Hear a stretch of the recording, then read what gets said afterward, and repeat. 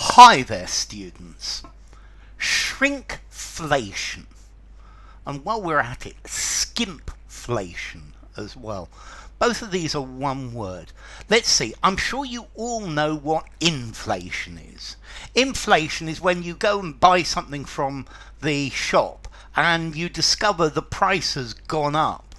So this loaf of bread was 90 cents and I've been buying it for months. And then suddenly I go into the shop and the loaf of bread is €1. It's a pound. It's gone up. That's inflation. Well, shrinkflation works in the same way, but it's much, much subtler. Shrinkflation is when they don't reduce the price, but they reduce the quantity or that you are sold. So this loaf of bread that they sell me that's gone up from 90 cents to €1, shrinkflation would be keeping the price at 90 cents but reducing the size of the loaf of bread, reducing the weight. And this is shrinkflation, because to shrink, to get smaller. So shrinkflation is reducing the size of the unit, the size of a packet, the size of a bottle, but keeping the price the same. And this is a clever way that companies can increase their price, and most people don't actually notice.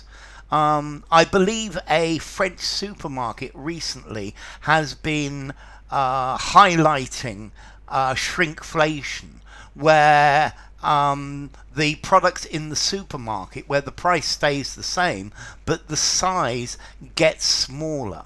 So it's a cunning way of raising the price without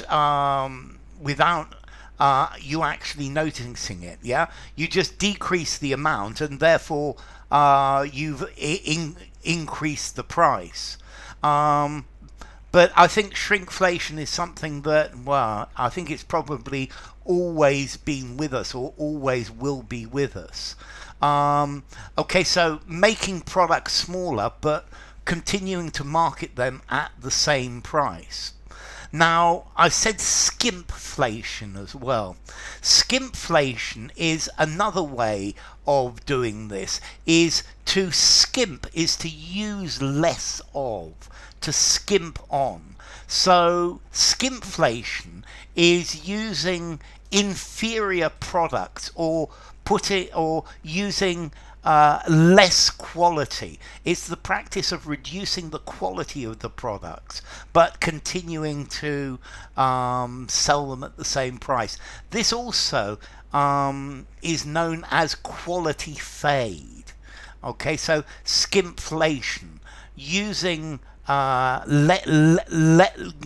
putting less into something. So a brand of mayonnaise that changed from 9% egg yolk in their product to 6% egg yolk, and that is skimpflation. It's to reduce the quality of the product, to put less of pricey things in, effectively to dilute it. Okay, so shrinkflation, it's the situation where the price of the product stays the same, but the product becomes less. This means that effectively you are raising the price. Okay, the decrease in time in the quantity or the package size. Yeah, very often a packet of biscuits may contain 20. So shrinkflation is they charge you the same, but they only give you 18 biscuits. Or you put a less amount. So in a packet of cereal, it looks like the same packet, but the actual weight is less, and this is shrinkflation. For example, a chocolate bar. There are hundreds and hundreds of examples of shrinkflation.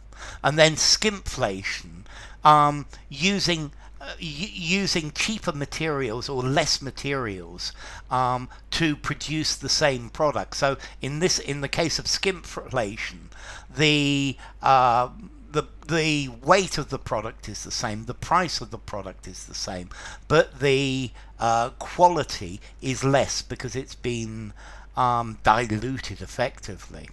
So shrinkflation, or formality.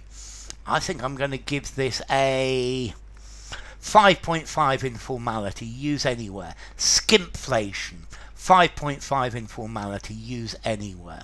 So shrinkflation, from the verb to shrink, to get smaller, and inflation, increasing prices, and then skimpflation, from the word to skimp, to use less, to save, to scrimp and save, using less, and inflation as well. Okay, so skimpflation and shrinkflation and skimpflation. Apparently both of these neologisms were coined by Pippa Malmgren, who is an American economist.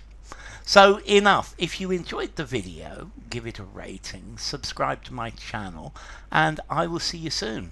Bye for now. Shrinkflation and skimpflation.